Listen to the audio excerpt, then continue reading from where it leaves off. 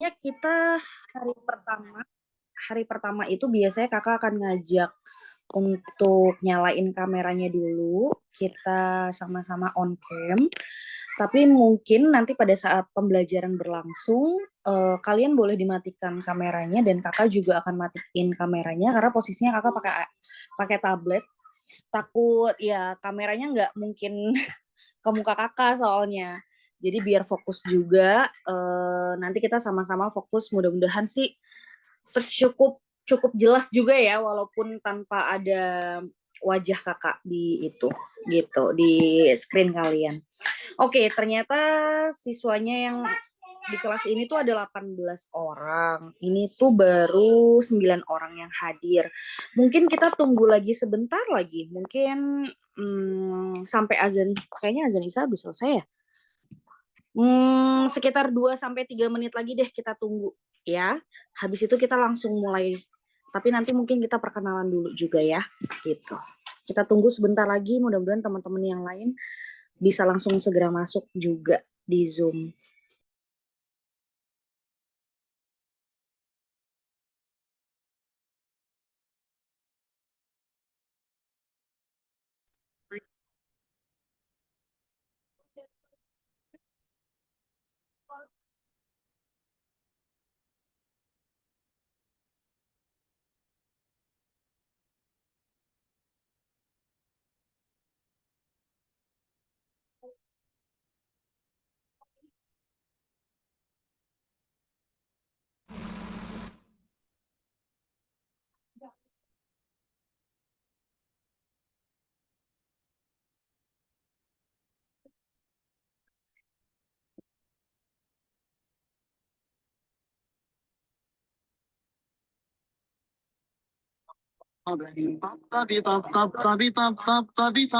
طبني والسقف سقني والرقص قد طابني جوى جوى وشائف على ورقص فرجلي وغرة القمر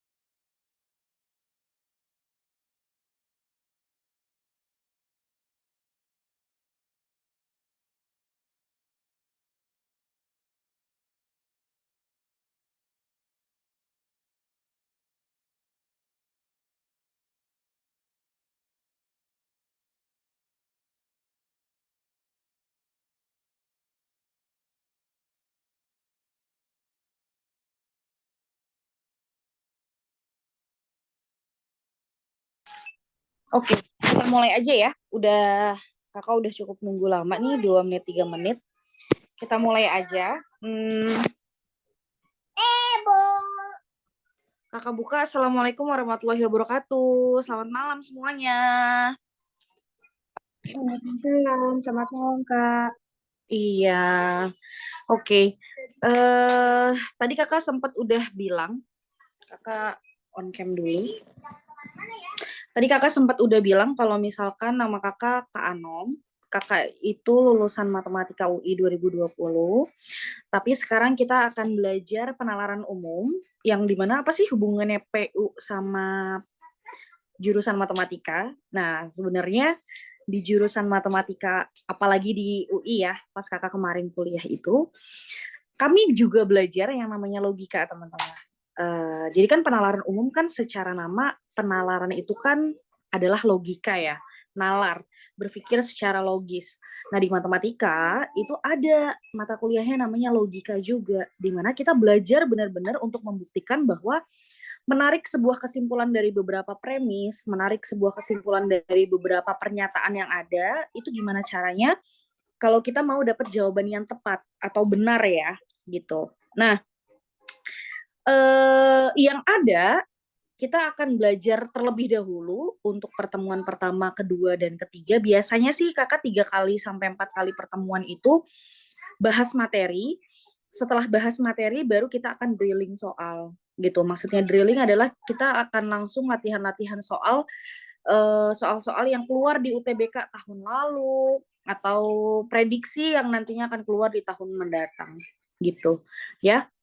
Jadi sekarang ini karena ini pertemuan pertama kita di PU, yang mungkin kakak nggak tahu ya sebelumnya kalian udah udah kenalan juga atau belum di mata pelajaran sebelumnya. Tapi kakak juga kan pengen kenal ya, walaupun ini kita secara online aja. Nah, mungkin teman-teman yang lain yang bisa menyalakan kameranya, tolong dinyalakan dulu. Kita perkenalan dulu nama panggilannya siapa, jurusannya apa, mau ambil apa targetnya, terus univ mana yang mau diincer, dan lain sebagainya. Coba boleh teman-teman yang bisa dinyalakan kameranya, silahkan. Biar aku ada temennya.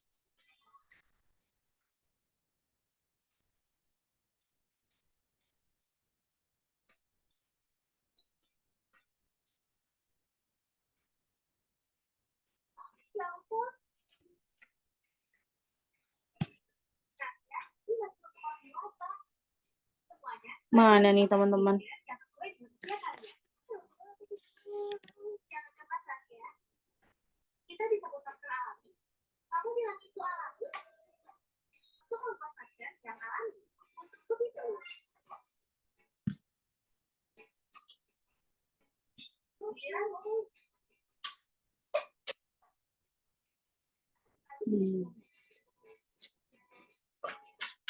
Oh, kalian itu udah belajar di tanggal 18 November ya, SNBT kelas kalian. Nah, PU itu baru sekarang kita ketemu di tanggal 9 Desember. Ya, oke. Berarti sebenarnya kalian udah pada kenalan ya? Masing-masing ya?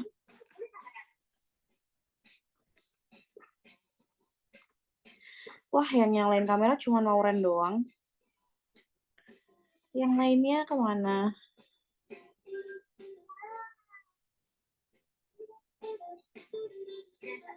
Oke, ya sudah, nggak apa-apa deh.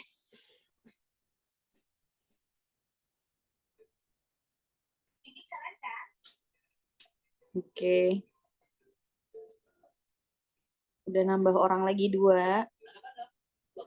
Sebentar kok, kita kenalan aja, habis itu kita langsung mulai belajar. Oke, cuma bertiga aja ya. Ya udah, coba perkenalan dulu. Namanya siapa?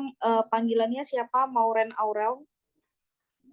Halo semuanya, halo Kak, teman-teman. Aku Maureen Aureli, biasa dipanggil Maureen. Oke, Mauren jurusan udah punya target belum mau masuk mana? Udah Kak, aku mau ngambil FKG di UI Kak. Oke, FKG di UI berarti udah tahu ya targetnya. Oke, domisili dari mana? Aku Jakarta Barat. Oke, ya udah Mauren, thank you. Sekarang kita lanjut ke Ubaidillah Al-Hafiz.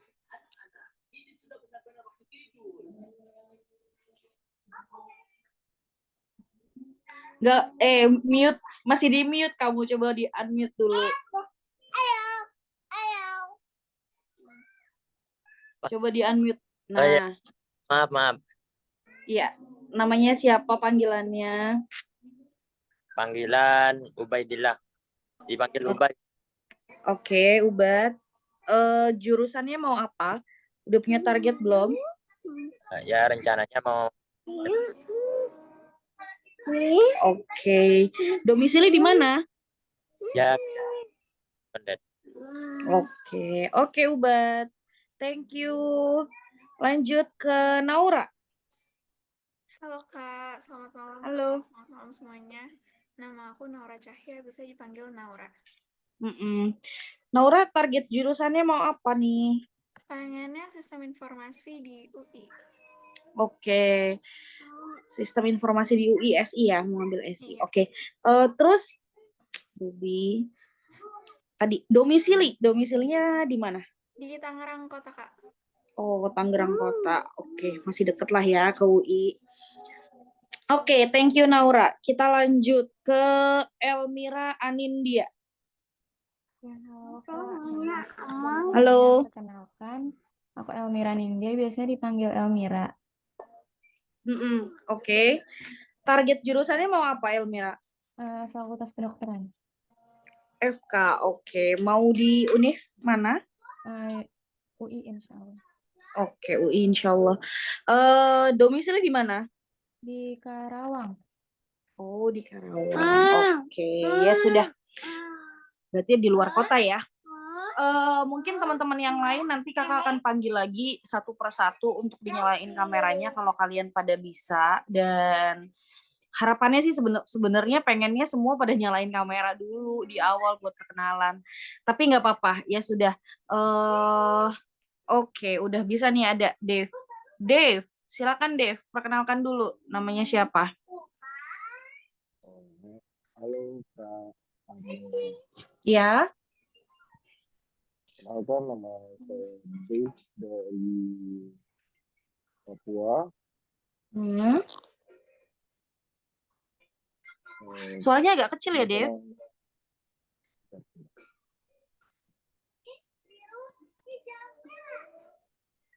Kalau sekarang Ya, sudah bagus, mantap. Oke, target jurusan mau ambil mana, Dave? ambil elektro Oh, elektro di mana? UI. di UI Oke. Domisili di mana? di Papua. Oh, oke. Paling jauh ya, Papua dari kelas online yang lain yang paling jauh Dave nih dari Papua. Oke, Dave, thank you. Kita lanjut ke Faris. Silakan, Riz. Assalamualaikum, nama saya Muhammad Faris Irsyad, dipanggil Faris. Oke, Faris target jurusannya mau apa nih? Pariwisata. Pariwisata, di mana tuh? Berarti pariwisata mau ambilnya sekolah ya? Maksudnya kayak politeknik gitu-gitu ya? Brawijaya. Oh, Brawijaya di UB malah. Oke. Domisili di mana, Faris? Depok. Oh, Depok ya, deket ya. Ya udah kalau gitu. Oke. Thank you, Faris. Oke, nggak ada lagi ya yang lain ya. Kakak mau baca dulu. Ada beberapa teman kalian yang nggak bisa on cam. Ada 1, 2, 3, 4, 5, 6, 7. Oke, nggak apa-apa. Semoga yang belum bisa on cam nanti menyusul ya. Pada saat nanti kakak akan ajak kenalan juga. Nah, mungkin sekarang kita langsung mulai aja belajar. Kita tutup aja kameranya, kita off cam. Semuanya siap-siap belajar. Kita hari ini masih belajar materi, jadi tolong dengarkan dengan baik-baik. Karena materi PU itu ngebantu kalian untuk ngejawab atau membuka wawasan soal logika ya, gitu. Jadi hari ini pertemuan pertama kakak akan kasih materi PU, materi pertama PU, Dimana nanti catatannya juga akan kakak kirim juga di akhir belajar ya, di akhir Zoom kita. Oke, kakak izin matiin dulu. Kita akan mulai. Sebentar kakak siapkan dulu.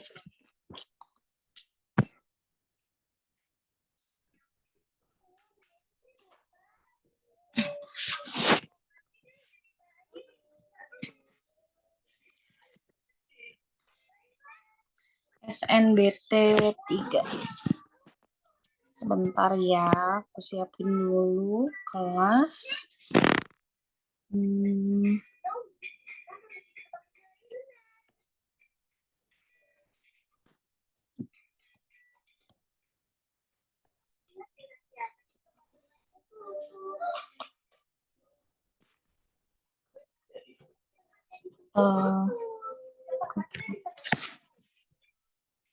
Oke, ini SNBT kelas SNBT 3.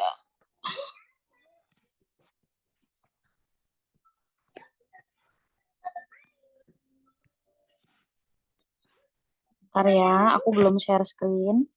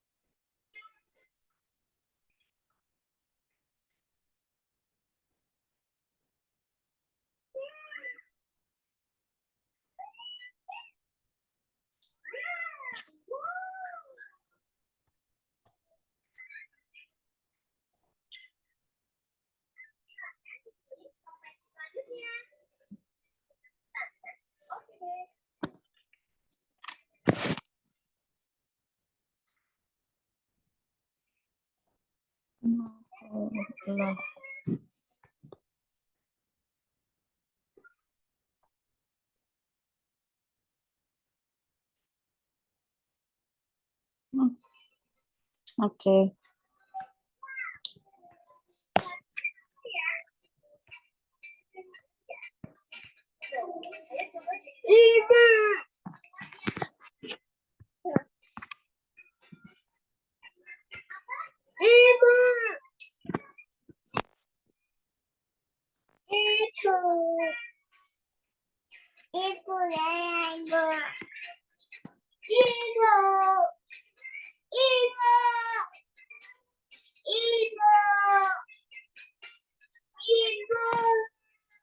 Oke, file yang kosong aku kirim, maksudnya file sebelum aku coret-coret.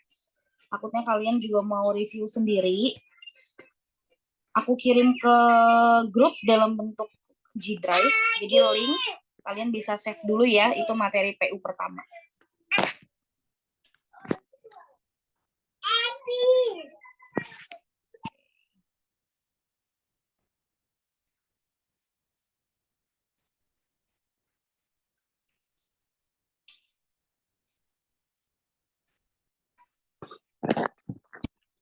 Oke, kalian sebelum belajar baca doa dulu teman-teman, masing-masing menurut agama dan kepercayaan kalian masing-masing. Silakan mulai berdoa.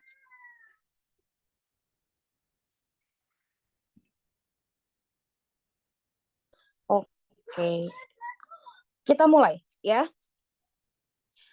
Jadi sebenarnya kenapa kita perlu belajar logika matematika sih? Jadi di PU kalau kita bahas,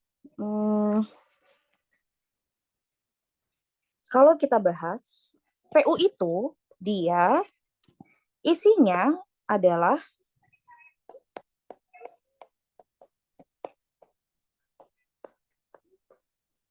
ada penalaran induktif, ada penalaran deduktif, ada penalaran kuantitatif. Nah, jadi penalaran umum itu tuh ada 3 yang harus kita pelajarin. Tapi sebenarnya Kalian itu cukup familiar untuk penalaran umum soal-soalnya gitu. Jadi penalaran umum itu dikasih dalam waktu 30 menit. Dalam waktu 30 menit dan diberikan 30 soal. Nah, masing-masing penalaran induktif, deduktif, kuantitatif itu dikasih 10 soal. Di sini aja. 10 soal. Ya, berarti waktunya 10 soal untuk waktu 10 menit gitu ya harusnya. Ini juga 10 soal. Ini juga 10 soal. Gitu. Nah, di penalaran induktif sebenarnya ada apa aja sih soal-soalnya? Nah, tipikal soal penalaran induktif itu biasanya memuat pertanyaan tentang pasti benar. Jadi pertanyaan yang terkait manakah pernyataan di bawah ini yang pasti benar berdasarkan teks. Terus pasti salah. Terus biasanya kesimpulan.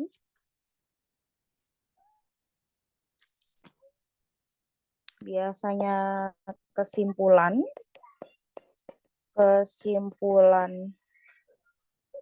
Terus memperlemah.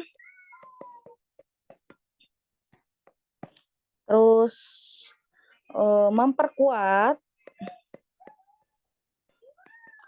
Terus apa lagi ya?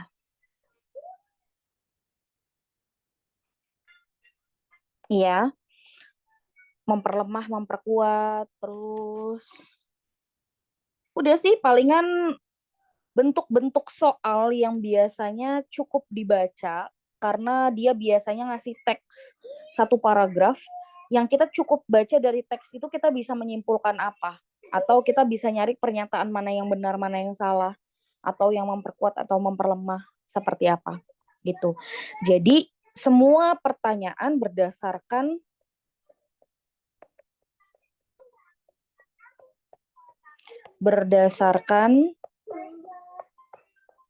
informasi paragraf. Gitu. Nah, tapi kalau penalaran deduktif, nah ini nih. Kenapa?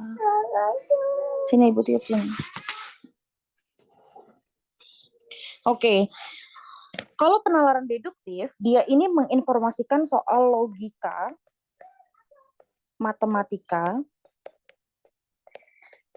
terus ada logika kuantor, terus ada sebelum modus ke ekuivalensi dulu.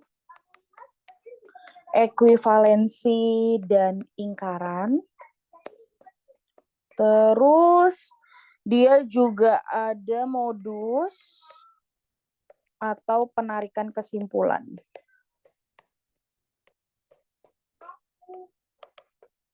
Dan satu lagi ada logika analitis. Semua soal di penalaran deduktif ini soal yang sangat baru buat kalian. Karena biasanya kalau kita mau cari kesimpulan, cukup baca dari teks, kita bisa langsung nyimpulin. Nah, tapi kalau penalaran deduktif, kalau kita mau cari kesimpulan, kita nggak bisa langsung main menyimpulkan baca aja tuh nggak bisa. Kalau mau benar dan cepat, ya, jadi kuncinya adalah mau benar dan cepat, kalian harus terbiasa menggunakan rumus yang kakak kasih. Gitu. Yang pastinya kepake kok kalau misalkan diaplikasiin mau dimanapun di secara kehidupan nyata pun itu kepake banget. Gitu, nanti kita akan bahas ya. Jadi gitu, kalau penalaran deduktif itu lebih ke materi. Ya, yang mau kakak bahas hari ini atau sampai di 4 kali pertemuan mungkin. Gitu. Nah, yang ketiga, penalaran kuantitatif. Ini hanya operasi matematika. Oh, gini nulisnya. Soal yang menggunakan operasi penjumlahan pengurangan, perkalian, dan pembagian. Gitu. Jadi soal yang dikasih bukan soal yang rumit kayak harus ngitung integral atau harus ngitung limit atau ngitung trigonometri pakai sinus, enggak. Biasanya soal-soal yang kayak di PU ini kayak soal kalau kalian pernah soal psikotes, nah itu soal-soalnya PU gitu. Jadi misalkan dikasih deret angka, kalian suruh ngelanjutin deretnya. Atau kalian dikasih bentuk angka misalkan kayak gini, terus diisi nih sama angka 39, 27 dan seterusnya, kita suruh isi kelanjutannya apa, kayak gitu. Ya, dan banyak lainnya yang pokoknya semuanya pasti akan menggunakan antara penjumlahan, pengurangan, perkalian atau pembagian. Gitu. Jadi soal-soal anak SD SMP lah yang belum belajar soal persamaan kuadrat dan lain sebagainya gitu. Tapi kalau soal persamaan kuadrat ada nggak? Mungkin aja ada, tapi bukan yang kompleks. Jadi soal-soal sederhana gitu, ya. Nah, dari tiga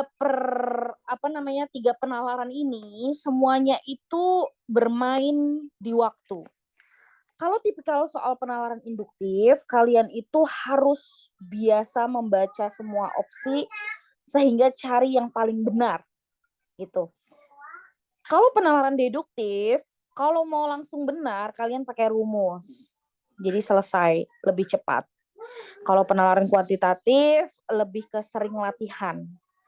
Gitu, karena soal-soal yang diberikan kalau penalaran kuantitatif terlalu bebas. Jadi bisa aja langsung ngasih pecahan kali desimal dan lain sebagainya.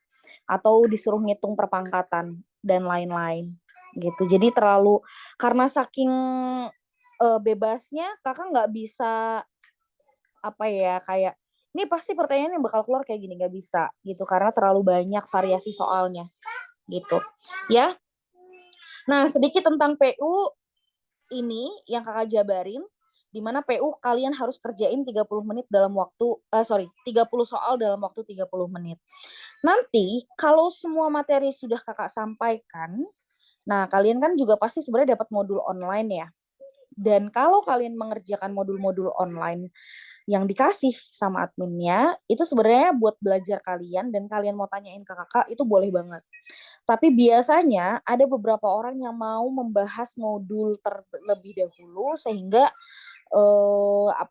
kakak nggak kasih drilling soal atau kakak nggak akan kasih latihan-latihan soal terlebih dahulu. Jadi kita fokusnya bahas modul dulu. Gitu. Itu semua dibalikan kepada kelas kalian. Enaknya maunya gimana? Gitu. Karena kalau kelas-kelas yang lain yang sudah berjalan sebelumnya, mereka itu maunya membahas modul dulu agar modul yang udah dikasih ini tersampaikan semuanya, baru kita akan drilling soal gitu ya. Kalau kalian pun mau seperti itu nggak apa-apa, aku ngikut. Tapi setelah materi ini selesai, nanti kakak akan tanyakan, kita mau bahas modul atau mau langsung latihan soal seperti UTBK gitu. Kakak akan tanyain ke kalian ya. Dah, sebenarnya intro soal penalaran umum udah kakak sampaikan. Jadi ini yang harus kalian garis bawahin. Kalau sekarang kita akan belajar materi terkait dengan logika deduktif atau penalaran deduktifnya di PU. Ya. Oke, sekarang kita mau mulai masuk ke materi. Jadi, kenapa sih kita perlu belajar logika matematika? Karena logika matematika itu untuk menentukan penarikan kesimpulan dari beberapa premis. Nah, premis itu apa sih, teman-teman? Nah, premis itu adalah bentuk pernyataan yang diberikan. Contoh misalkan gini, ibu kota negara Indonesia adalah Jakarta. Nah, itu kan premis tuh. Itu namanya pernyataan. Atau kakak bisa bilang gini, Kak Anom sedang berdiri.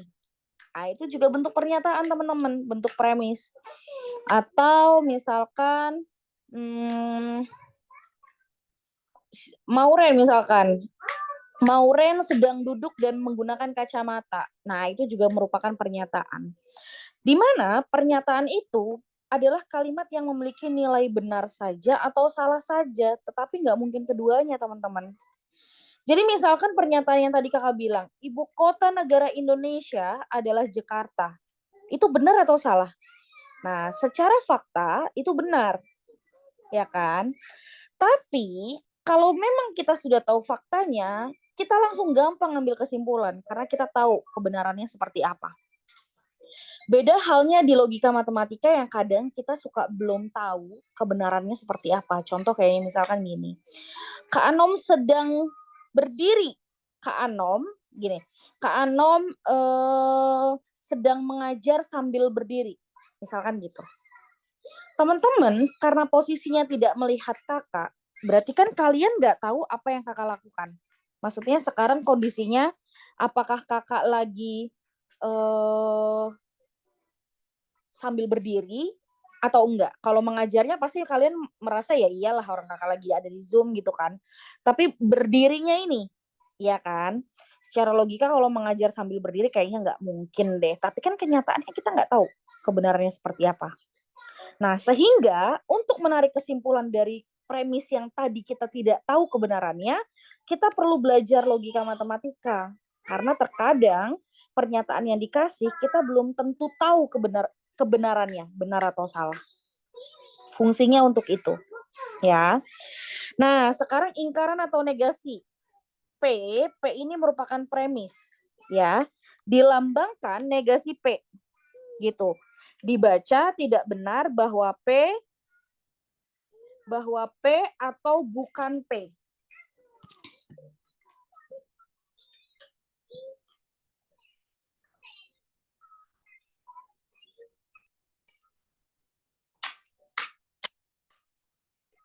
Oke, nah misalkan contohnya gini. Kalau kakak punya premis P, misalkan tadi ibu kota negara Indonesia adalah Jakarta. Ini kan pernyataan yang benar ya teman-teman. Nah, kalau kita mau bikin ingkaran atau negasinya, kita bikin negasi P, negasi itu lambangnya kayak negatif P. Gitu. Jadi, negatif P sama dengan ibu kota. Ini kalau aku giniin aja langsung ya. Ibu kota negara Indo bukan Jakarta. Nah, ini baru salah.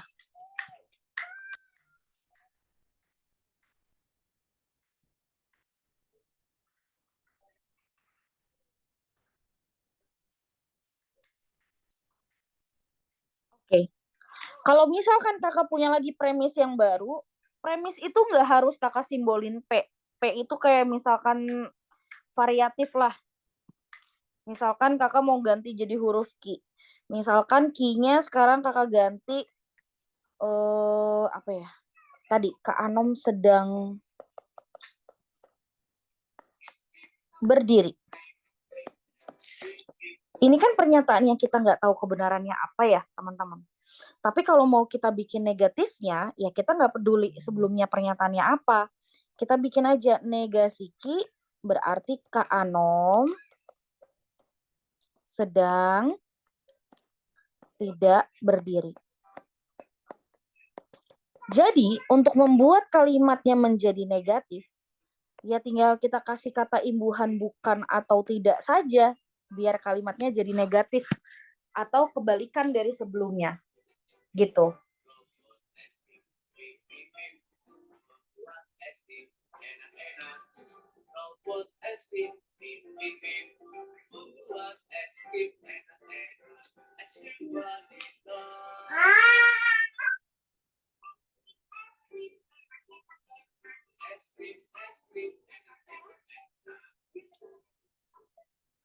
Oke, lanjut. Jadi, apabila pernyataan bernilai benar, maka ingkarannya akan bernilai salah, begitupun sebaliknya. Yang kita nggak tahu, Kak Anom sedang berdiri ini, kalimatnya benar atau salah, kita pun akan langsung bikin negatif Q-nya dengan cara tinggal menambahkan imbuhan tidak, gitu. Nah, sekarang berarti untuk membahas tentang negasi atau ingkaran, negasi ini adalah bentuk kalimat yang berlawanan dari kalimat awal. Misalkan kalimat awalnya sekarang kakak kasih imbuhan tidak. Contoh misalkan premis P-nya kakak bikin gini. Misalkan Doni tidak menggunakan buku. Misalkan gini.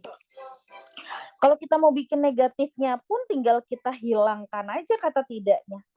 Berarti tinggal langsung Doni menggunakan buku. Gitu ya.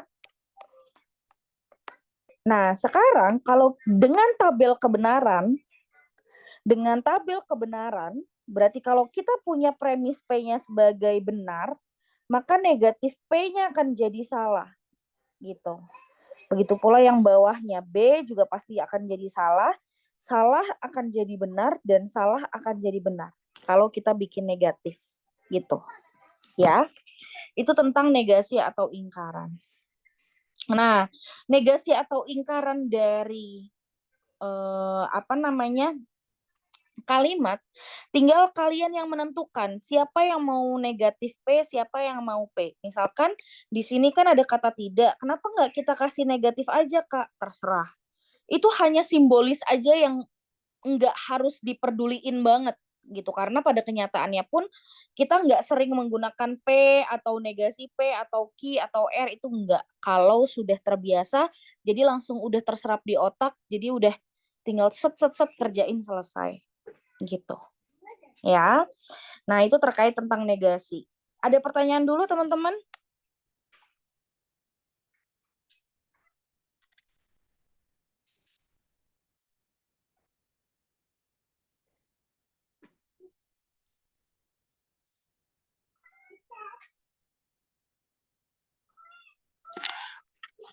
Aman ya?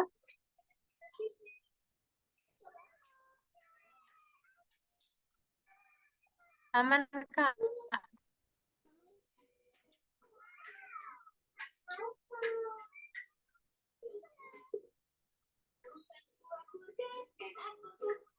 Oke. Sekarang kita ke konjungsi, disjungsi, implikasi, dan negasi. Negasinya tadi udah. Sekarang ke konjungsi. Konjungsi itu adalah P dan Q. Jadi simbol bentuk segitiga tanpa alas ini adalah dan. Ya. Atau kalau bentuknya V ini dia dibaca atau. Gitu. Dan kalau tanda panah dia dibaca jika dan maka. Gak pakai dan lah, pokoknya jika maka gitu. Nah, di sini ada pernyataan teman-teman. Konjungsi dari pernyataan P dan Q, dibaca P dan Q, bernilai benar ketika P dan Q-nya keduanya bernilai benar. Nah, maksudnya apa sih?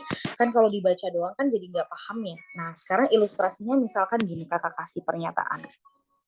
Kalian dengarkan baik-baik ya. Misalkan kakak bilang gini, Mama menyuruh kita untuk beli es krim rasa stroberi dan es krim rasa coklat. Ya. Jadi kita diminta untuk beli es krim rasa stroberi dan coklat. Ternyata di toko ada es krim rasa stroberi dan coklat. Maka yang akan kalian lakukan apa, teman-teman? Bakal beli atau enggak?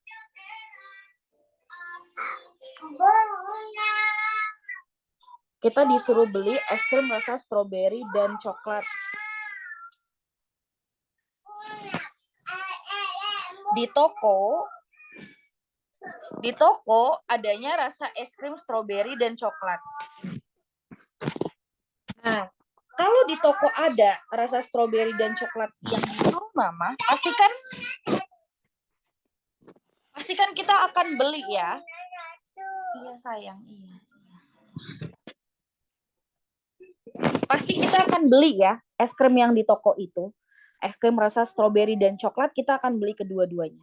Nah, maksudnya kenapa dengan pernyataan konjungsi?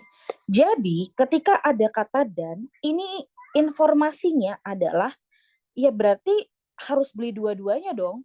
Kalau misalkan di toko ada stroberi dan coklat, dan Mama nyuruh kita stroberi dan coklat, pasti kita akan refleks beli dua-duanya. Gitu. Tapi sekarang gini, kalau kondisinya Mama tetap nyuruh kita beli es krim rasa stroberi dan coklat, tapi ternyata di toko adanya mangga dan coklat. Yang kalian lakukan apa, teman-teman? Beli nggak kira-kira?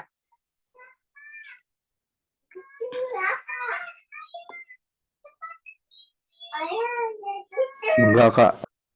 Enggak. Karena posisinya cuma ada satu yang terpenuhi, yaitu coklat aja. Stroberinya nggak ada.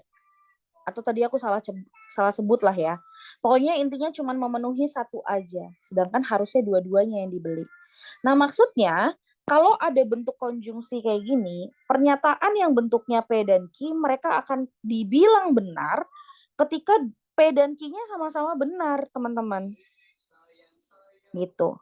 Ilustrasinya lagi yang lebih gampang, misalkan gini, Kak Anom sedang memakai kacamata, Kak Anom sedang duduk. Kalau kita mau gabung pernyataan konjungsi menjadi benar, P dan Q, harus dilihat dulu bahwa P-nya memang benar dan Q-nya memang benar tidak.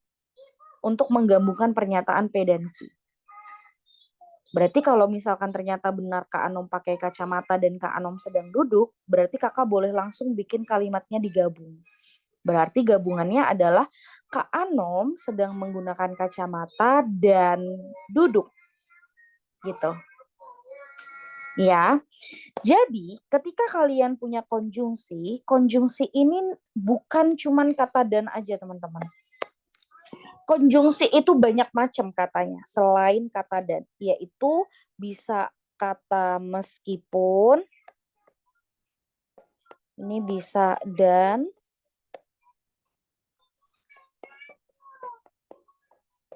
bisa meskipun, bisa walaupun, bisa tetapi, bisa namun. Gitu. Ada lagi nggak ya? Udah, sepertinya ini. Gitu. Nah, sehingga dengan kata dan meskipun walaupun tetapi dan namun, dia menginformasikan bahwa konjungsi ini adalah berupa syarat atau berupa kewajiban yang harus terpenuhi. Gitu. Mungkin kalau ilustrasi yang lain, contohnya misalkan gini lagi. Kalau mau naik kereta api, syarat untuk naik kereta api adalah satu, harus punya tiket nih. Kedua, kita harus punya KTP. Ketiga, kita harus punya surat keterangan sehat atau kakak singkat SKS. Nah, kamu punya tiket, lalu kamu punya KTP, punya tiket, punya KTP, lalu kamu punya surat keterangan sehat. Berarti kan yang terjadi adalah kamu pasti naik kereta api. Ya enggak? Karena tiga-tiganya udah pasti terpenuhi. Tapi kalau sekarang kakak hapus, jadi kamu cuma punya tiket dan punya KTP doang. Berarti kira-kira kamu bisa naik kereta api nggak, teman-teman? Kalau cuma punya dua aja. Tidak. Enggak. Apalagi pada saat COVID kemarin. Ya kan, kalau nggak punya surat keterangan sehat, kita nggak bisa perjalanan jarak jauh. Gitu. Jadi secara ilustrasi, kalau udah dikasih punya tiket dan KTP sama SKS, harus terpenuhi tiga-tiganya kalau kalian mau berangkat naik kereta. Tapi andaikan kalau kakak bilangnya gini, satu punya tiket, dua punya KTP, tapi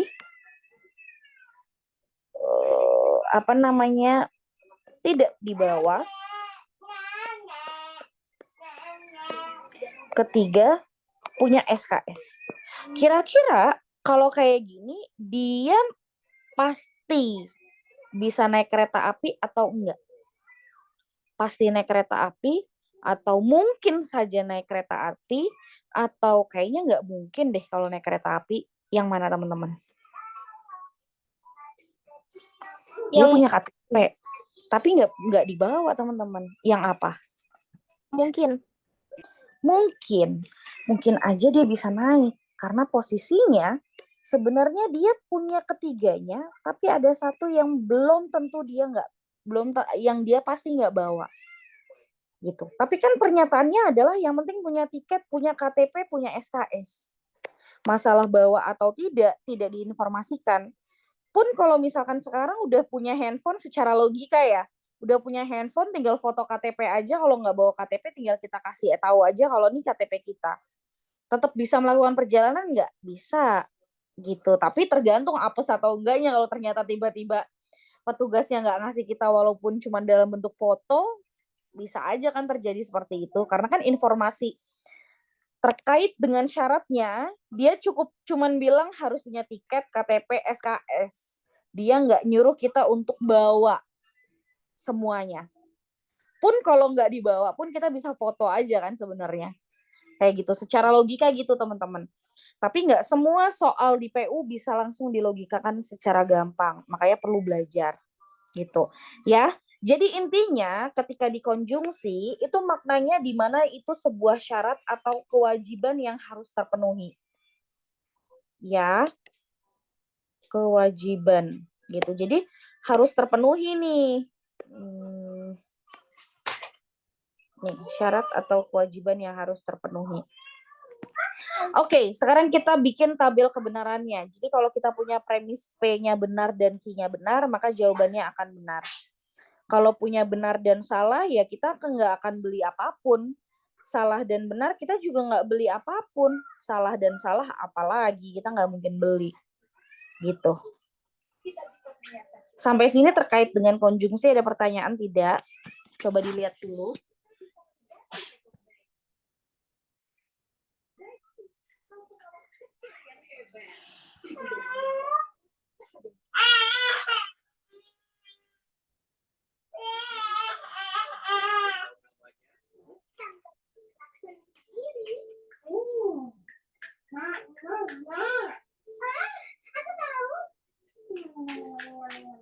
Namanya eskalator.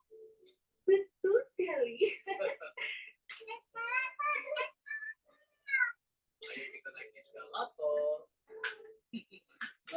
Aman ya? Oke, karena nggak ada yang nanya, kita langsung lanjut ke yang disjungsi. Kalau disjungsi, ini harusnya bukan dan, P atau Q. Jadi kalau disjungsi itu adalah kata atau. Nah, dimana kalau kata atau itu kan berarti secara logika, kita suruh pilih salah satu kan. Misalkan, Mama nyuruh kita beli es krim rasa stroberi dan coklat. Ternyata di toko adanya stroberi dan coklat. Yang kalian lakukan apa? Bakal beli dua-duanya atau cuma salah satu kalau ada kata atau?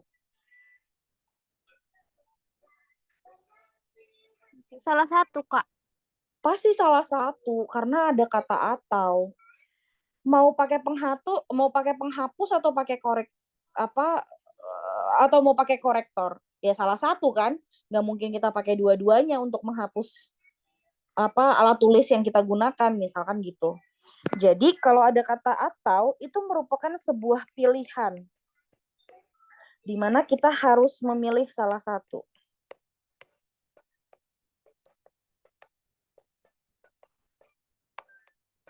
Gitu. Nah, dia punya nilai nih. Disjungsi dari pernyataan P atau Q bernilai salah kalau keduanya nilainya salah dan sisanya akan bernilai benar. Gitu. Jadi contohnya misalkan gini, Mama nyuruh kita beli es krim rasa stroberi atau coklat. Ternyata di toko adanya mangga dan stroberi. Berarti yang akan kita lakukan apa, teman-teman? Beli atau enggak?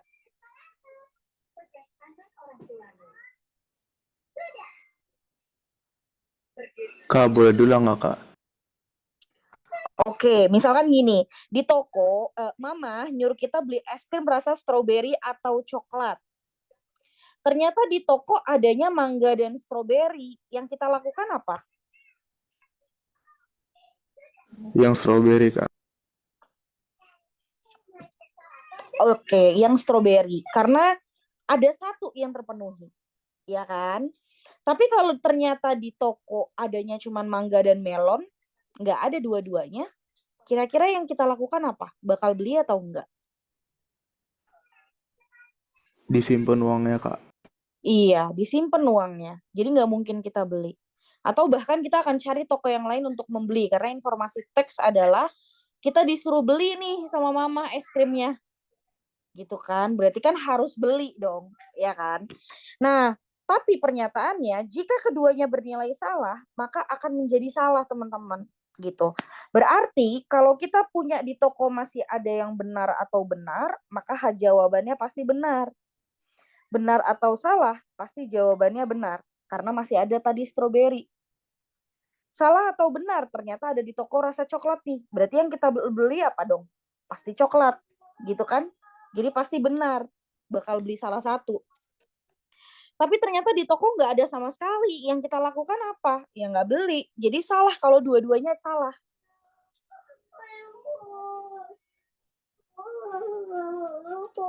Gitu. Ya. Jadi itu terkait dengan disjungsi. Nah, konjungsi sama disjungsi, kalau kalian lihat, ini merupakan sebuah kebalikan, teman-teman. Kalau konjungsi, itu merupakan syarat atau kewajiban. Kalau disjungsi, disuruh milih salah satu. Gitu. Jadi, kalau misalkan ada pernyataan yang mau dinegasiin dari kalimat konjungsi, ini merupakan kebalikannya. Gitu.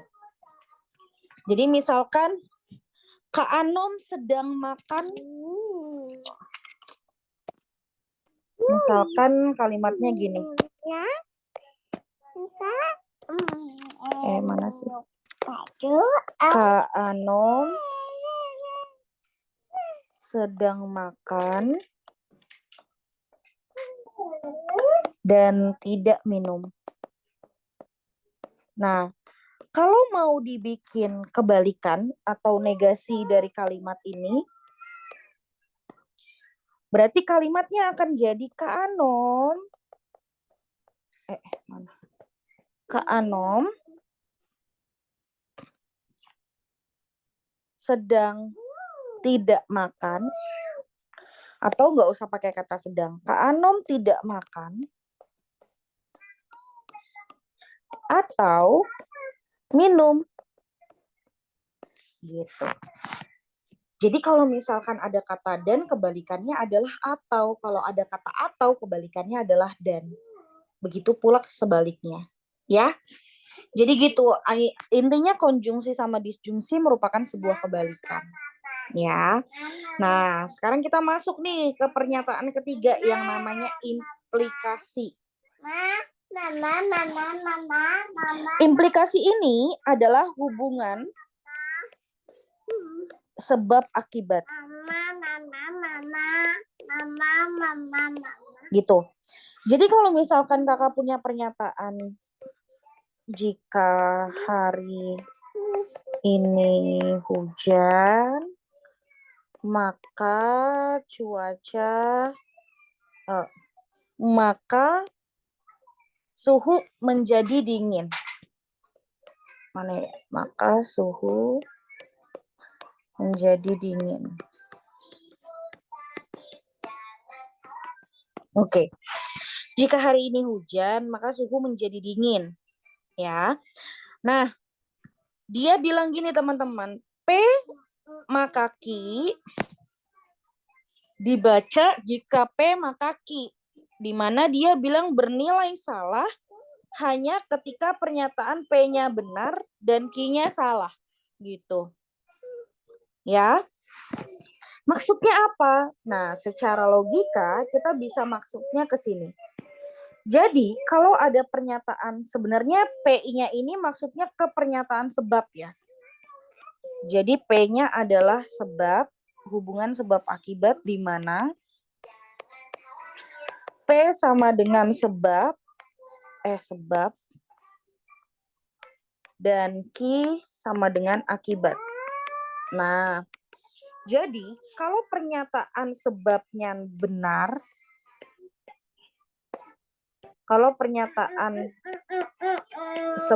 benar, dan pernyataan akibatnya salah, maka hasil kesimpulannya akan jadi salah. Nah, berarti ada di mana tuh? Pernyataan P-nya benar, pernyataan Q-nya salah. Maka ada di baris kedua hasilnya akan jadi salah. Gitu. Nah, cara ilustrasiinnya gimana sih sebenarnya? Misalkan ada pernyataan jika hari ini hujan maka suhu menjadi dingin. Kira-kira benar nggak ternyata teman-teman? Kalau misalkan hujan nanti suhunya akan menjadi dingin. Benar nggak? Pasti benar kan? Nah, tapi coba kalimatnya kita bikin salah ya akibatnya. Jika hari ini hujan, maka suhu tidak dingin. Berarti hari ini hujan, nanti suhunya akan jadi tidak dingin. Tidak dingin kan berarti bisa panas dan lain sebagainya. Jika hari ini hujan, maka suhu tidak dingin. Maka yang terjadi benar apa salah menurut logika? Salah. Karena harusnya kalau kalimat yang dikasih jika hari ini hujan maka suhu jadi dingin, tiba-tiba hari ini hujan, jika hari ini hujan maka suhu tidak dingin. Ya jadi salah teman-teman. Gitu. Nah sekarang kalau pakai kalimat yang ketiga, premisnya salah atau sebabnya salah dan Q-nya atau akibatnya benar. Contoh kalimatnya misalkan gini. Jika hari ini tidak hujan, maka suhu dingin. Misalkan gitu, nggak ada kata menjadinya. Jika hari ini hujan, maka suhu dingin. Kira-kira masih mungkin nggak teman-teman? Masih benar nggak? Hari ini nggak hujan, tapi suhunya jadi dingin. Masih bisa nggak? Bisa aja kalau dia di rumah pakai AC. Bisa aja kalau dia di kamarnya dinyalakan kipas yang lama sehingga membuat temboknya menjadi dingin dan membuat kelembapan udara juga yang di dalam ruangan jadi dingin. Bisa aja kan teman-teman? Nah, makanya pernyataan yang ketiga kalau dikasih penyebabnya salah tapi akibatnya yang benar, maka tetap akan jadi benar, teman-teman. Gitu. Sekarang kalau kalimatnya dua-duanya salah. Jika hari ini tidak hujan, maka suhu tidak dingin. Gimana teman-teman? Jadi benar nggak kalau kayak gitu kalimatnya? Benar. Jika hari ini tidak hujan, maka suhu tidak dingin. Benar dong. Karena premis sebelumnya adalah jika hari ini hujan, maka suhunya jadi dingin. Gitu. Itu pun bisa dipakai dengan kalimat misalkan gini. Jika saya lapar, maka saya makan. Contoh ya. Sekarang kalau misalkan jika saya lapar, maka saya makan. Benar dong kalau kita jika saya lapar, maka saya makan. Benar kan secara logika. Tapi kalau kalimat akibatnya kita buat salah. Jika saya lapar, maka saya tidak makan. Orang lapar masa nggak makan? Salah dong. Harusnya ketika kamu lapar, kamu harus makan. Kan gitu. Jangan alasan kalau nggak punya uang ya, jadi nggak bisa beli makan misalkan. Atau makannya di rumah aja nunggu masakan mama. Ya bukan gitu. Di sini logisnya adalah ada pernyataan jika saya lapar maka saya makan. Berarti kondisinya kalau kamu sekarang lapar yang kamu lakukan harus apa? Ya makan, kan gitu. Tapi kalau kondisinya kamu bilang jika saya lapar maka saya tidak makan, berarti jadi salah. Karena harusnya kalau lapar ya ngapain? Ya makan, kan gitu. Nah, sekarang kalau pernyataan sebabnya kakak kebalikan, kakak kasih negatif, berarti kalimatnya kayak gini. Jika saya tidak lapar, maka saya makan. Benar nggak teman-teman?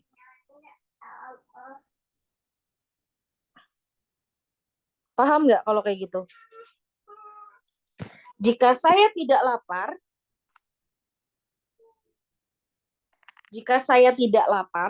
maka saya makan. Ya, benar aja. Bisa aja dia makannya makan cemilan.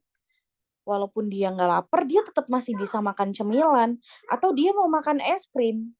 Atau dia mau makan permen, lollipop, dan lain sebagainya. Sehingga masih benar nggak kalau premisnya yang dikasih kayak gitu? Masih benar. Karena jika saya tidak lapar, maka saya makan masih mungkin terjadi. Gitu. Makanya ketika akibatnya yang benar, tetap jadi benar hasilnya. Gitu. Tapi kalau dua-duanya kita buat salah, berarti gini, jika saya tidak lapar, maka saya tidak makan. Benar nggak? Ya benar. Gitu. Sampai sini paham teman-teman? Paham nggak paham? Oke. Nah, pernyataan P makaki, kalau di soal ada P makaki, ini dibacanya adalah dibaca jika P makaki, atau bisa juga dibacanya ki jika P. Jadi, jika sama P, ini akan selalu bersandingan terus. Gitu. Ya, misalkan kalimat yang jika saya lapar, kakak bisa bikin kayak gini. Yang ini kalimatnya kakak bikin jadi gini ya. Nih kakak sebutin. Berarti saya makan jika saya lapar. Nah, berarti penyebabnya harus ngapain dulu? Lapar dulu kan baru bisa makan. Nah, berarti P-nya siapa? Si saya makan, si saya lapar. Karena penyebabnya adalah si P. P sebagai sebab. Dan Q-nya sebagai akibat. Gitu. Ya, sampai sini ada pertanyaan? Sudah cukup jelas ya?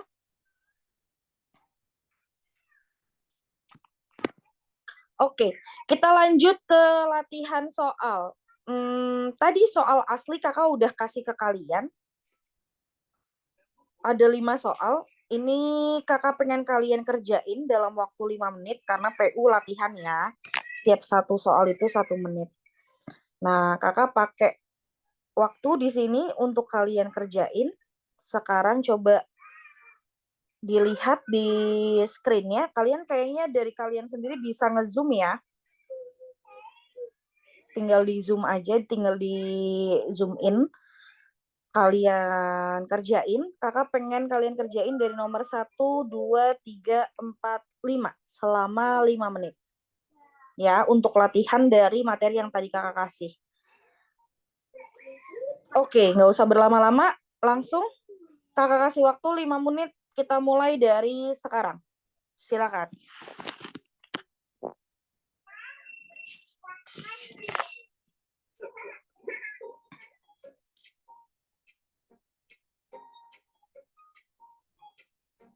Sikap bayi sangat besar.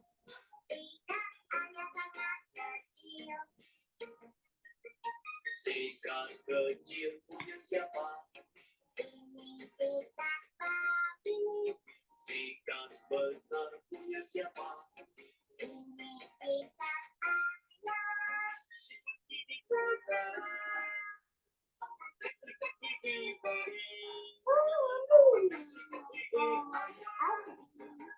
Sikap sampai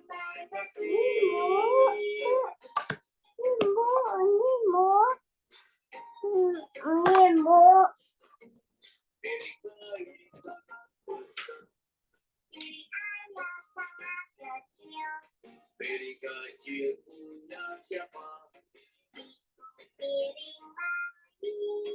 Piring besar punya siapa?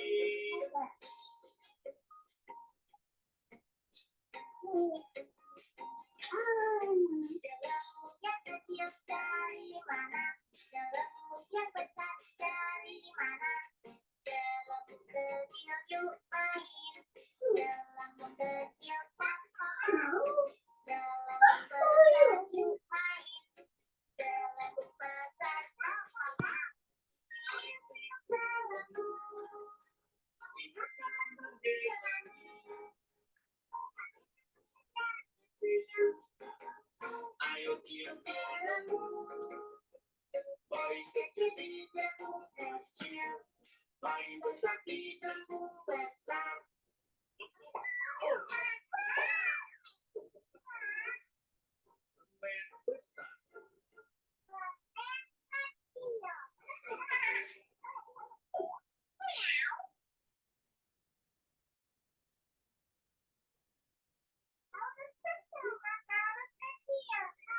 Katakan padaku apa itu besar atau kecil.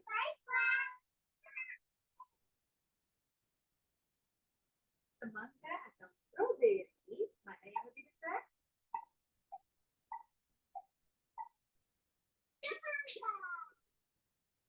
Benar. Gajah atau kelinci, mana yang lebih kecil?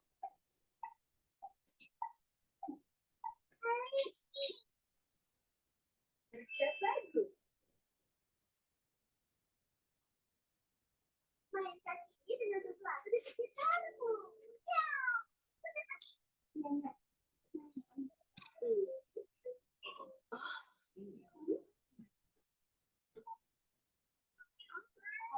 Minum obat dan istirahat ya. Dia akan segera sembuh.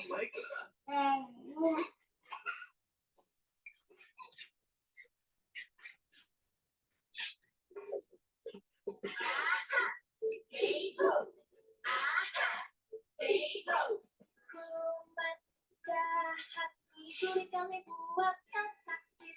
Bukan mulutku. Minum obat.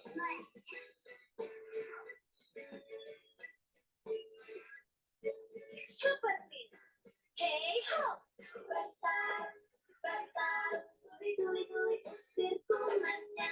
Bentar, bentar, guli usir kumannya. Apai, apai, guli. Apai, guli. Oh tidak.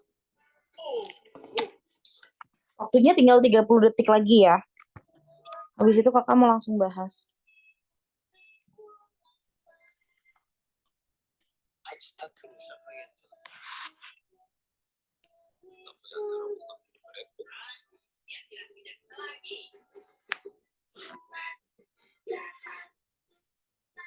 Jahat, kulit kami buat kau sakit.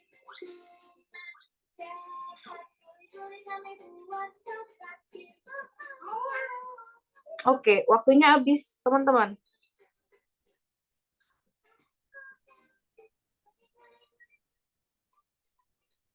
Sayang, jangan takut. Tetap minum obatmu. Sayang, jangan takut. Tetap minum obatmu. Udah ya, kita bahas yuk. Dari soal nomor 1.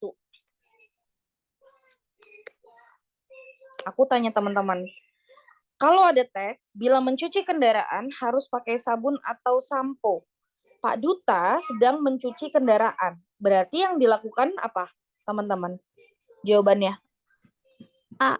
Pak Duta memakai sampo dan sabun.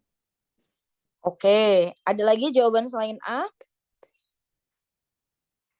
Yang C, Kak. Yang C, C. Apa? C. Pak Duta memakai sampo. Oke, ada lagi? Yang C ya, Kak. Oke, ada lagi selain jawaban A dan C? Yang benar adalah yang C. Karena ada kata atau. Yang tadi udah kakak singgung, ngebahas tentang atau, berarti kan ngebahas tentang pilihan. Milih dong, kalau kalau yang tadi dengar cerita kakak yang soal coklat, es krim rasa stroberi atau coklat, di toko ada dua-duanya, yang kalian lakukan kan tetap beli salah satu. Nggak bakal beli dua-duanya. Kan disuruhnya cuman beli es krim coklat atau stroberi, salah satu. Bukan dua-duanya.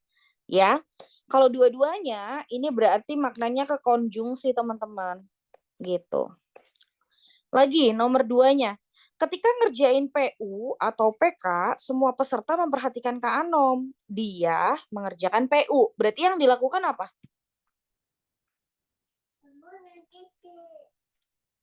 Yang A, Kak. Pasti dia memperhatikan Kak Anom. Ya kan? Kalau ngerjain PU atau PK, semua pasti memperhatikan Kak Anom. Dia lagi ngerjain PU, kan dia termasuk salah satunya. Di antara keduanya kan. Di antara ngerjain PU atau PK. Berarti yang terjadi, ya pasti dia memperhatikan Kak Anom. Gitu. Lagi, Yang nomor 3, jika saya memiliki uang, saya buat garasi dan beli mobil. Saat ini saya memiliki uang. Simpulan yang tepat adalah apa, teman-teman? Yang B ya, Kak. Saya buat garasi dan beli mobil. Ini paling tepat. Gitu.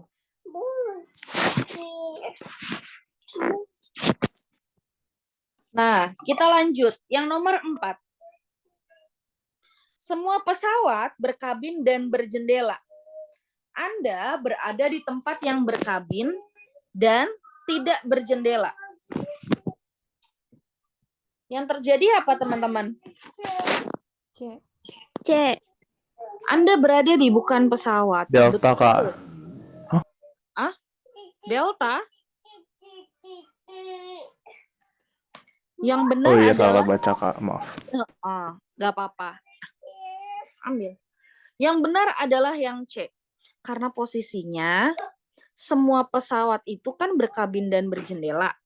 Kamu nih, kamu ada di tempat yang berkabin dan tidak berjendela. Berarti kan tidak memenuhi jendelanya.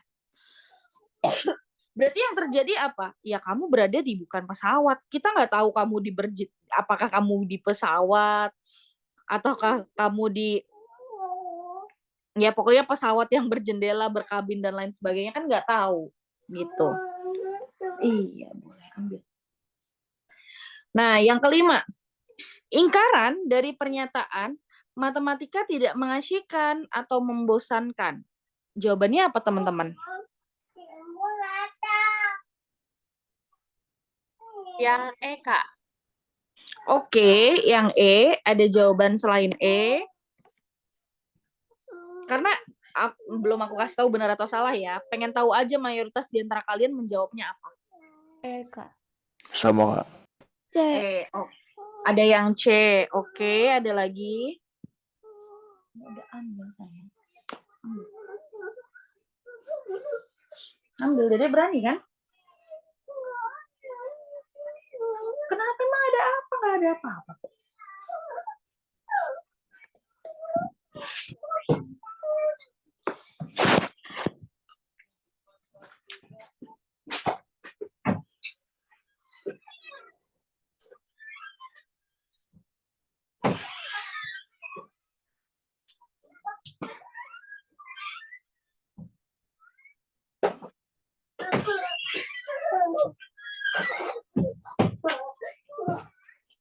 Oke, kita lanjut. Nah, kalau tadi dengar pernyataan kakak, kalau misalkan ada kata atau, berarti dia berarti punya kebalikan. Jadi kalau tadi ingat, kakak bikin pernyataan di sini. Kak Anom sedang makan dan tidak minum. Kalau kita bikin negasi, yang tadinya ada kata dan jadi kata atau, begitu pula kebalikannya. Berarti kalau kita punya kalimat yang matematika tidak mengasyikkan atau membosankan, nah kata tidak mengasyikkan ini kan tidaknya berarti kita coret biar ingkarannya hilang. Ataunya kita ganti jadi dan. Membosankannya tambahin kata tidak, maka yang terjadi harusnya yang E, teman-teman. Gitu. Sampai sini, ada pertanyaan nggak?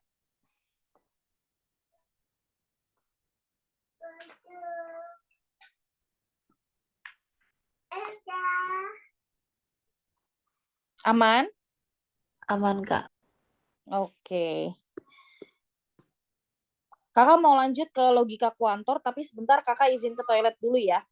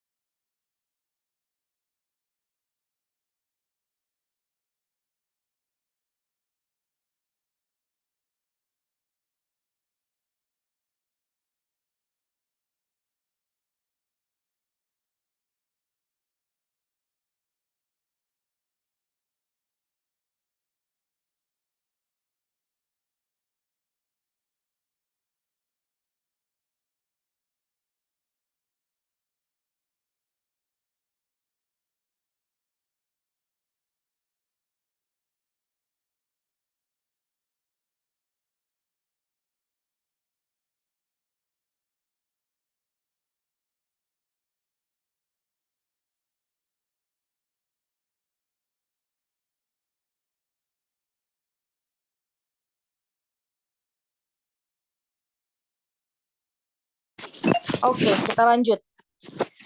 Oke, siapkan lagi, fokus, karena kita mau bahas tentang logika kuantor. Nah, kenapa dinamain kuantor? Karena dari kata quantity. Kuantitas. Yang dimana kuantitas itu kan menyatakan sebuah jumlah. Jadi sekarang itu logikanya nyatainnya tuh tentang jumlah, teman-teman. Jadi kalau di logika kuantor dibagi dengan dua yang namanya satu, yaitu jenis universal. Jadi ini jumlah dibagi dengan dua jenis. Jadi satu universal, yang kedua ekstensial.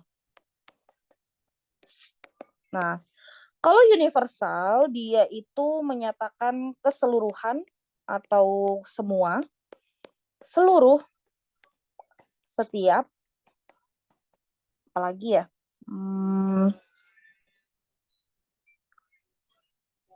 pokoknya yang menyatakan paling banyak ya, semua manusia misalkan, atau seluruh, ya pokoknya menyatakan keseluruhan,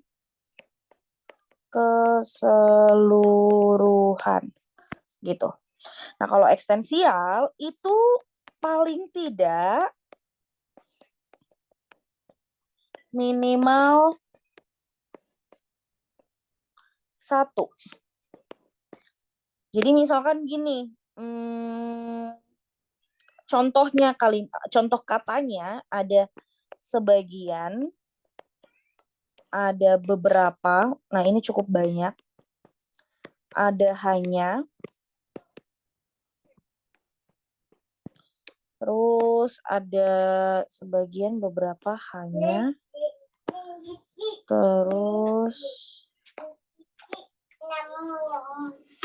sebagian, beberapa, hanya, terus ada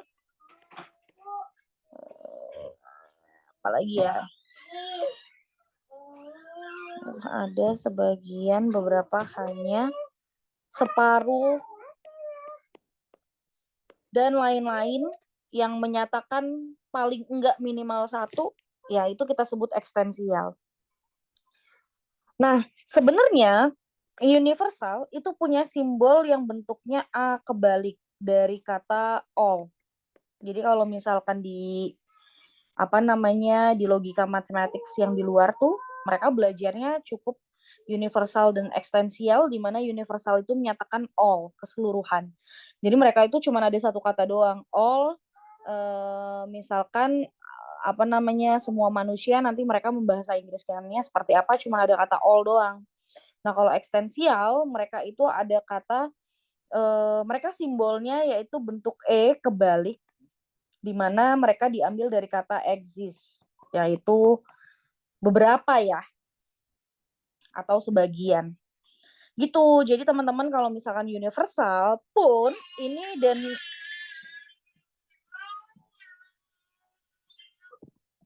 universal pun sama ekstensial ini merupakan kebalikan. Ya, ini merupakan kebalikan nih teman-teman, atau negasi. Ya. Jadi kalau awalnya kita punya pernyataan semua, negasinya adalah pernyataan sebagian, ada, atau beberapa. Pakai aja salah satu karena bebas. Kan itu atau ya. Gitu.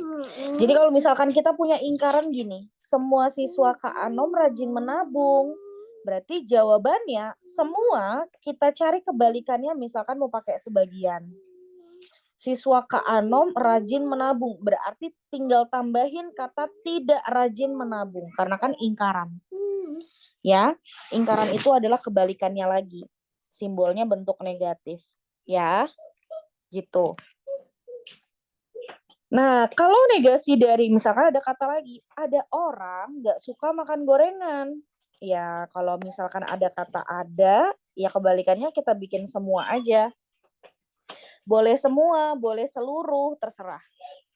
Terus, yang tadinya nggak suka makan gorengan, jadi suka makan gorengan. Gitu. Ya. Nah, jadi negasi atau ingkaran dari logika kuantor itu nggak jauh beda sama yang di logika matematika, hanya cuman nambahin kata jumlah aja. Ada kata semua, ada kata sebagian, dan yang lain sebagainya. Gitu. Ya. Nah, sekarang kalau kita baca, di sini ada kalimat gini teman-teman. Sebagian orang suka makan nasi. Kemungkinan yang lain adalah sebagian orang nggak suka makan nasi. Kita cuman bisa berpikir sebagian orang nggak suka makan nasi aja. Tapi kita nggak bisa memikir aspek di mana kalau ada orang yang makan nasi, terus kita mikirnya, oh berarti sebagian yang lain sukanya makan roti. Oh sebagian yang lain sukanya makan, kalau nggak makan nasi itu makan apa ya? Misalkan makan kue tiaw atau makan pasta, misalkan gitu, dan lain sebagainya. Kita nggak bisa ngambil kesimpulan yang lain selain dari teks yang dikasih. Jadi kalau teks itu bilangnya ya sebagian orang suka makan nasi, kita mikirnya ya mungkin aja sebagian orang yang lain gak suka makan nasi gitu. Tapi tetap kuncinya adalah di sini, sebagian orang suka makan nasi gitu. Nanti contoh soalnya kita akan bahas di bawah lagi ada latihannya. Ya. Nah, itu terkait tentang ingkaran atau negasinya. Sekarang kita mau bahas tentang macam-macamnya nih. Nah, macam-macam logika matematika ini mesti dihafalin. Biasanya di di luaran sana ada beberapa yang menggunakan diagram Venn buat ngerjain teman-teman. Nah, tapi kalau misalkan rumusnya udah ada, kita sebenarnya nggak perlu pakai diagram Venn untuk ngerjain itu, nggak apa-apa. Gitu. Misalkan gini, kita punya pernyataan di tipe 1. Semua A adalah B. Misalkan kakak bilangnya gini.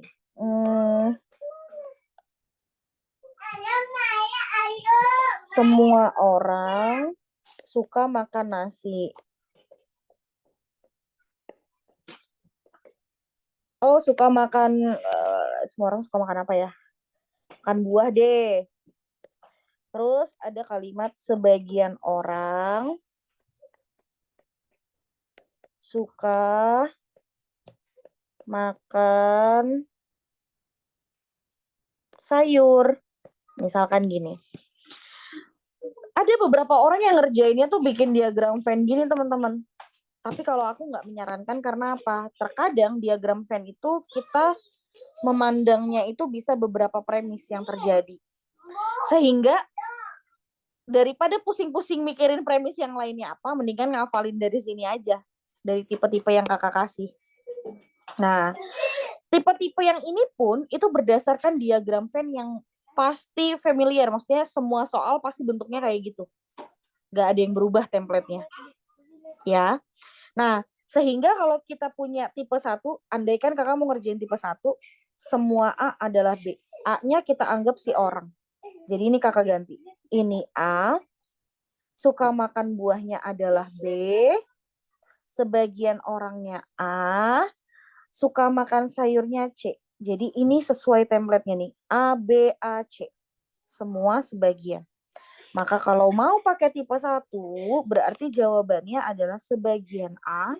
Kita tulis, berarti sebagian A, A-nya adalah orang, suka makan buah dan sayur. Itu pakai tipe 1.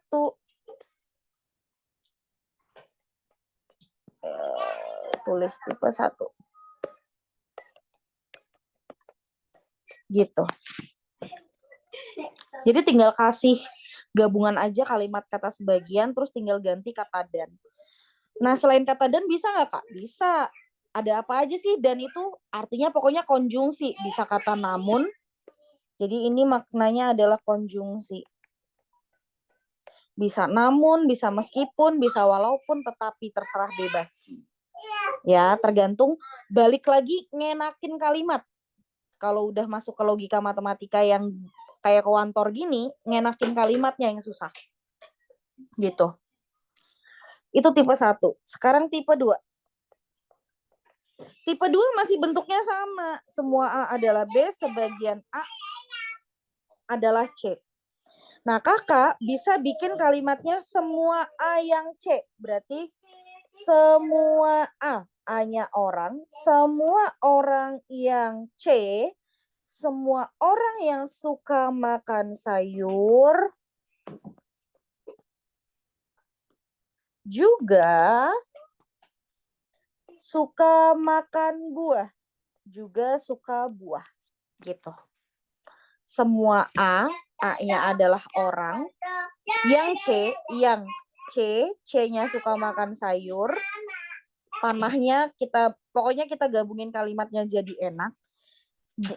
Yang suka makan sayur juga suka buah.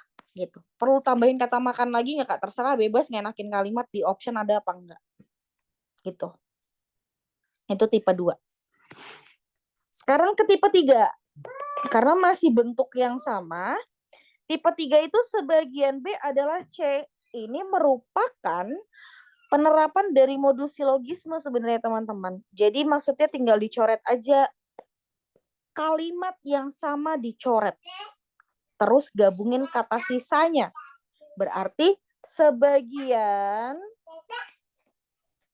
suka makan buah. Atau kalimatnya kita bikin enak. Sebagian yang suka makan buah juga makan sayur. Atau juga suka makan sayur. Gitu. A-nya perlu nggak sih, Kak, ditekankan lagi untuk ditulis? Sebenarnya ada beberapa soal yang make lagi A-nya. Jadi dia bisa nambahin lagi kata orangnya di sini. Jadi sebagian orang yang suka makan buah, atau kalau udah mau nambahin orang nggak ada kata yang. Sebagian orang suka makan buah juga suka makan sayur. Gitu. Jadi bisa orang atau bisa pakai kata yang. Tinggal kalimat soal ngenakinnya gimana. Kalau ada orang dan yang boleh nggak, kayak boleh-boleh aja. Intinya informasinya adalah sebagian B adalah C. Jadi yang disebutin B-nya dulu, suka makan buah dulu, baru suka makan sayur. Gitu. Karena beda tipe 2 sama tipe 3 nih. Jadi jangan kebalik. Kalau tipe 2, dia nyebutin C dulu baru B, tapi kata semua. Kalau tipe 3, sebagian, tapi dia B maka C. Gitu. Ya. Dari 3 tipe ini ada pertanyaan nggak, teman-teman?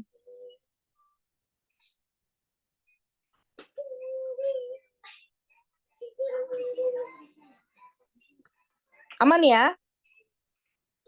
Nah, di tipe 4 nih. Tipe 4 aku mau tambahin kalimat baru. Misalkan, semua orang suka makan buah. Terus,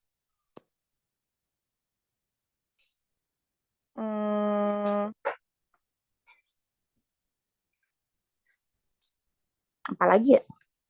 Semua orang suka makan buah. Sebagian C adalah A. Sebagian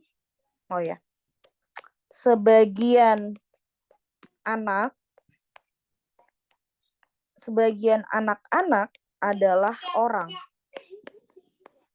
Maka yang terjadi adalah coret aja A-nya, coret aja kata yang sama, lalu gabungin kata sisanya. Berarti sebagian C,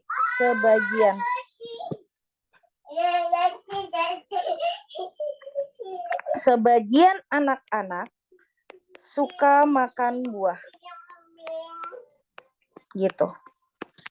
Jadi ini C-nya, maka ini B-nya. Gitu.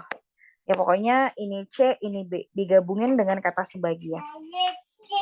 Gitu ya. Nah, tipe-tipe di sini cukup diafalin. Sebenarnya diafalinnya itu karena terbiasa aja ya. Kalau kalian ngebiasain diri, nanti lama-lama hafal sendiri. Gitu. Nah, contoh di sini kakak pengen kalian kerjain. Kakak pengen coba deh nyebut. Maksudnya pengen manggil di antara kalian. Bisa nggak ya? Kayaknya bisa deh. Nah iya. Oke. Nah, coba tipe 1, kakak pengen coba deh. Ini tuh tanggal 9, nomor urut 9. Kak Anum kehitung 1, 2, 3, 4, 5, 6, 7, 8, 9. Maraja Najwan, A.P nih. Panggilannya siapa nih? Najwan ya?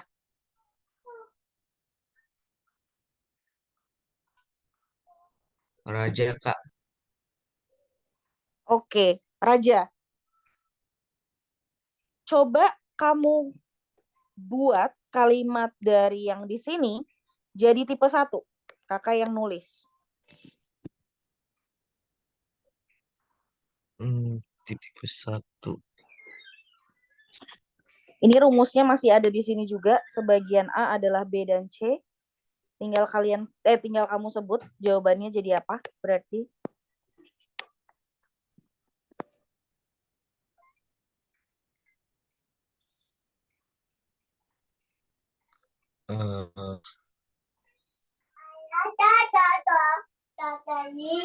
Orangnya siapa? Kita sebut orangnya sebagai huruf apa orang?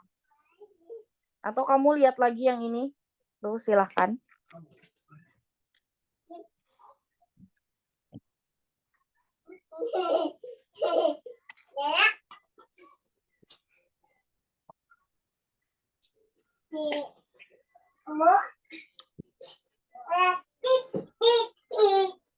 Nah, kalimatnya di sini.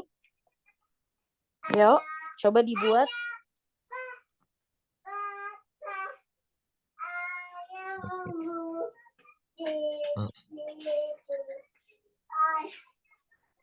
Gimana?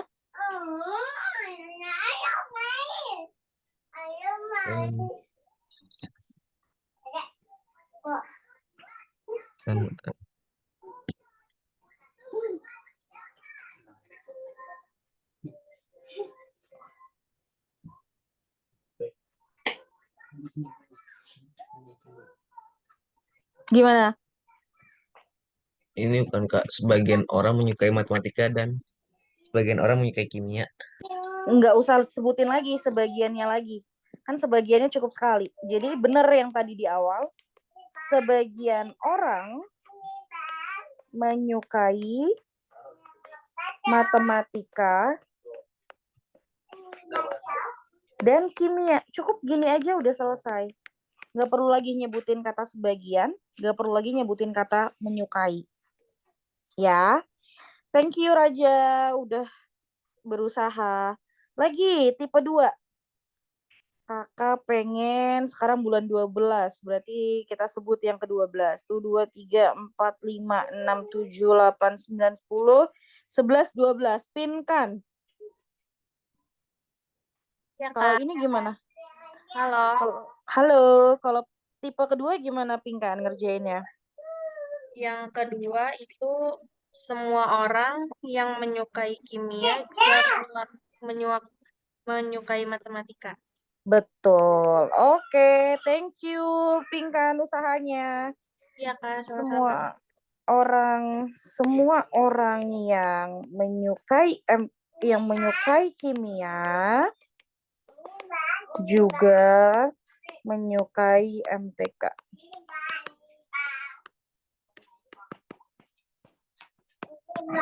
Nah, sekarang tipe 3. 2024. Ini ada 15. Nanti takutnya ke 9 lagi. 24.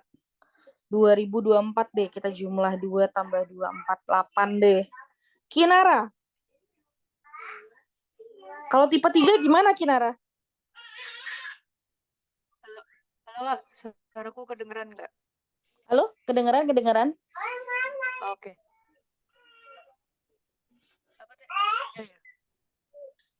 Kalau pakai tipe 3 berarti jawabannya gimana?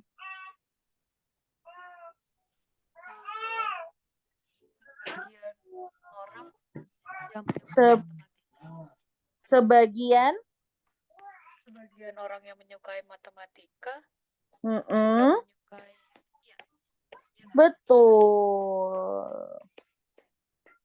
Makasih, Kinara.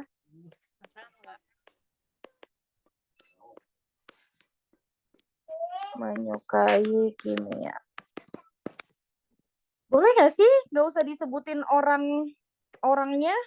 Misalkan ininya kakak coret, sebagian menyukai matematika, juga menyukai kimia. Boleh nggak? Boleh banget. Tergantung optionnya soal ada atau enggak. Ya, tinggal kalian bermain aja di soal itu ngasih tahu atau enggak.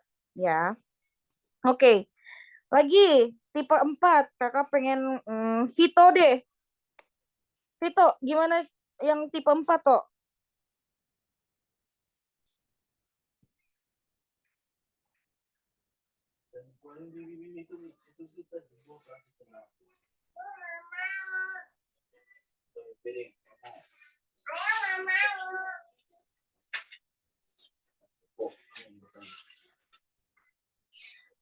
Gimana toh?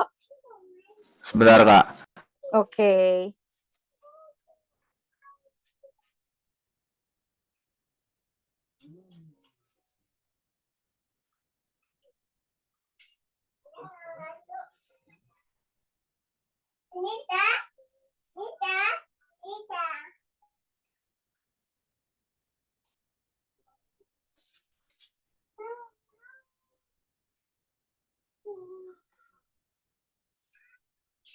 Nggak tahu sih, Kak, make sense atau enggak. Sebagian hewan, sebagian ikan.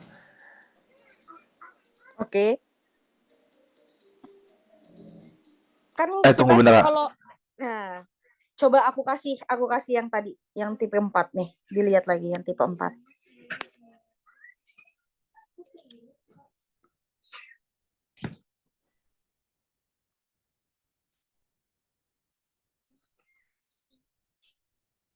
Nah, sekarang lihat soalnya.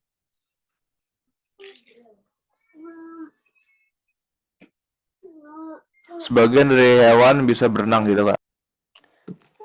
Nggak usah pakai kata dari lagi. Jadi tinggal ikutin aja. Sebagian C, jadi ikannya kita coret. Ikan. Berarti gabungin sisanya. Gini. Berarti sebagian hewan bisa berenang. Selesai. Gitu. Ya, makasih ya, Tok. Nah, jadi logika kuantor kuncinya adalah terbiasa dengan menggunakan rumus. Pakai sistem coret boleh nggak sih, Kak? Boleh. Ini coret aja orangnya, gabungin kata sisanya. Berarti dapat tipe 3 kan? Sebagian yang menyukai matematika juga menyukai kimia. Atau kita juga bisa pakai kalau mau nyoret semua orang yang menyukai kimia juga menyukai MTK gitu.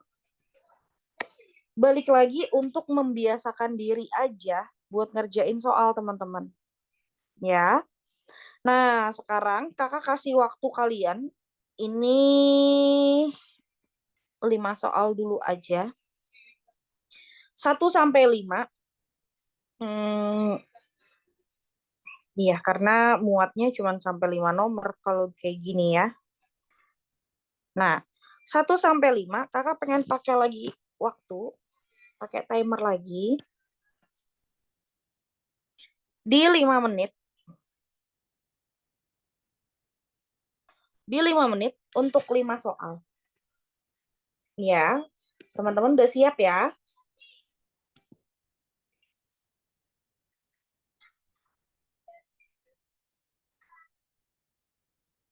Oke, udah ya. Kita mulai. 5 menit, kita mulai dari sekarang. Silakan teman-teman.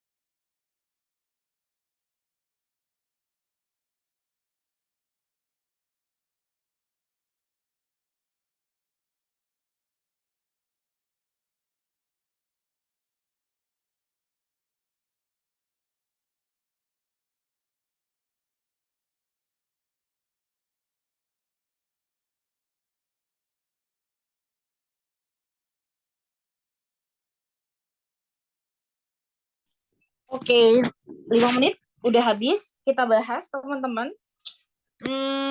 Langsung kasih jawaban aja. Dari soal nomor 1, jawabannya apa ya, teman-teman?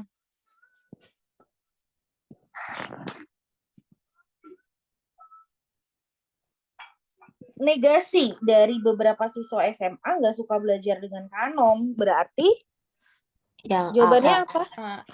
Yang C, Kak. Mahasiswa C. Betul, semua siswa harusnya.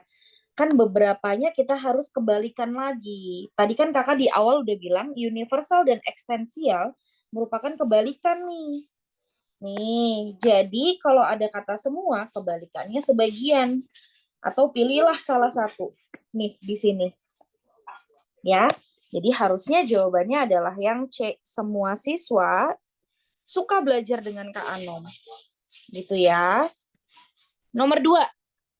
Jawabannya, nomor 2 nih soalnya sama. Jadi jawabannya sama yang E ya. Ini 2 sama kayak yang di sini. Yang tadi di nomor 5 ya. Oke, yang nomor 3 teman-teman. Jawabannya apa?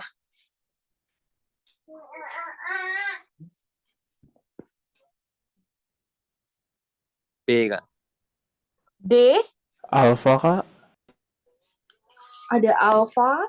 Kebalikan lagi ya. Ingkaran itu kebalikan lagi. Jadi ada yang, tadi ada yang B apa D sih? Aku kurang bebek. B. Oke, ada yang bebek, ada yang alfa, ada lagi. Udah? Oke, kita balikin dulu kata semua berarti jadi beberapa. Berarti yang opsi E udah pasti salah. Pasien mengharapkan sehat. Berarti kalau dibalikin jadi tidak sehat. Dan berarti jadi atau. Dapat berarti jadi tidak dapat. Maka harusnya jawabannya bebek, teman-teman. Yang ini dannya belum dibalikin. Terus nggak ada kata tidak nih. Nggak ada kata tidak juga. Gitu. Maka jawabannya yang tepat adalah yang bebek. Ya. Nomor 4. Nah, ini udah masuk ke tipe-tipe logika kontor atau macam-macamnya.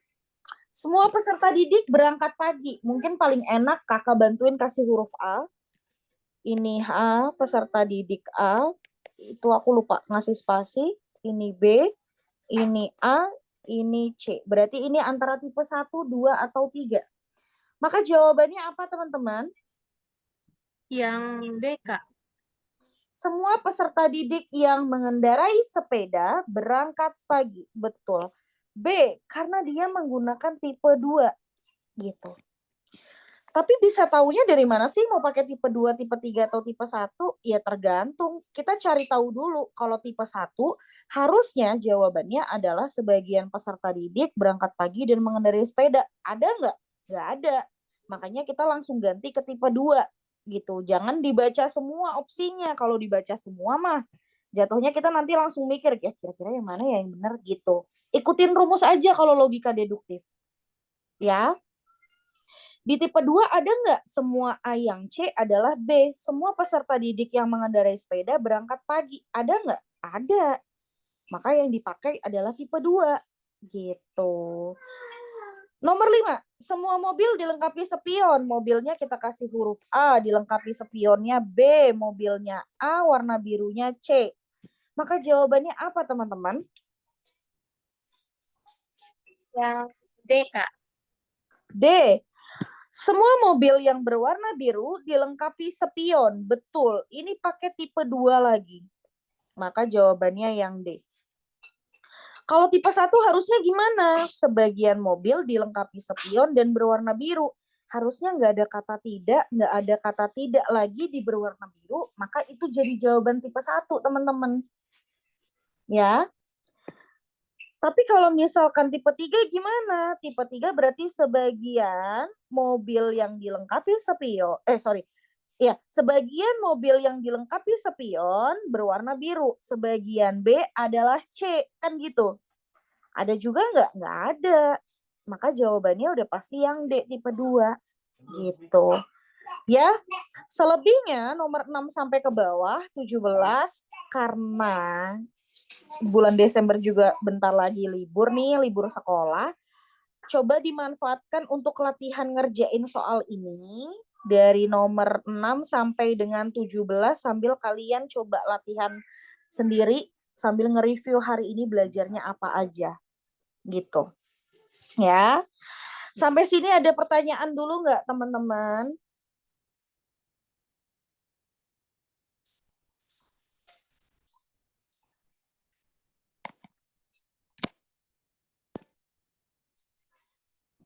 Oke. Nggak bisa. Gitu. Ada yang mau ditanyakan tidak? Nggak ada, Kak. Cukup, Kak. Oke, hari ini cukup sampai di sini. Kalau teman-teman nggak ada yang mau ditanyakan, file yang kita bahas hari ini udah aku masukin ke mana nih namanya, ke chat di Zoom. Filenya agak cukup besar 1,3 tapi udah masuk tuh. Kalian bisa download file yang kita belajar hari ini. Nanti coba di-review lagi sendiri. Mungkin hari ini cukup sampai di sini ya teman-teman ya. Nanti kita ketemu lagi, tinggal kita bahas sama nanti next materi. Ya, usahakan kalau pas PU jangan sampai nggak hadir dan kalau bisa sih ya nyempetin biar cepet datang, biar kita nggak nungguin teman-teman yang lain. Gitu. Ya, udah paling hari ini cukup sampai di sini. Terima kasih teman-teman yang udah join sampai dengan akhir. Mudah-mudahan ilmunya bermanfaat buat semuanya. Ya, sekian dari kakak. Kurang lebihnya mohon maaf. Assalamualaikum warahmatullahi wabarakatuh. Selamat malam. Makasih, Kak. Waalaikumsalam. Makasih, Kak. Sama-sama. Iya, jangan lupa filenya di-download dulu. Makasih, Kak. Yuk. Di